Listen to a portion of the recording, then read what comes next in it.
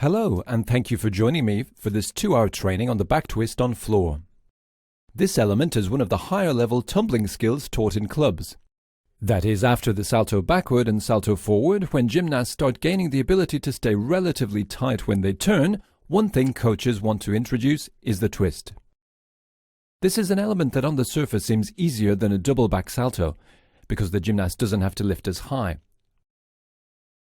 However, this skill is one of the most complex to learn and master.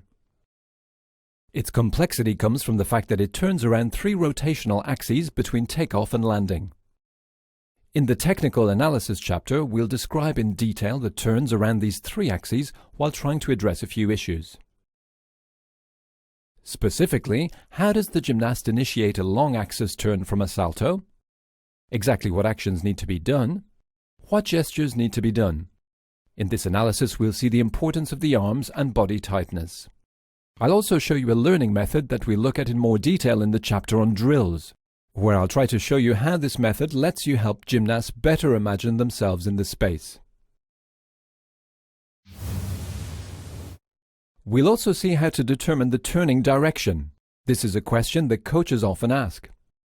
Do you have the gymnast turn to the right or the left? What points of reference can you use to figure it out? Do children have a dominant direction? I'll give you some points of reference to figure out if the gymnast you're watching twists to the left or the right. You'll see that the points of reference are relatively simple. To conclude the chapter, we'll see why kids sometimes invert the turning direction. In the prerequisite sequence, we'll look at all the elements a gymnast needs to be able to do before learning the twist. Then I'll show you around 60 drills to move from the prerequisites to the execution of the twist. Specifically, we look at teaching the front half twist piked and the front half twist stretched, which are an integral part of the progression to the back twist. The 5th video focuses on spotting techniques and will include shots from a mounted camera, so you'll be able to see different ways to carry as if you were there. The 6th video shows physical preparation exercises that relate directly to the understanding of the actions that need to be produced in order to twist. The training will end with a live performance, which features images that weren't good enough technically to be used for the training, and which we'll analyze in order to see the technical errors you might see in practice.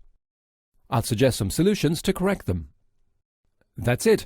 I hope you enjoy watching these sequences and that they'll provide the information and solutions you're looking for.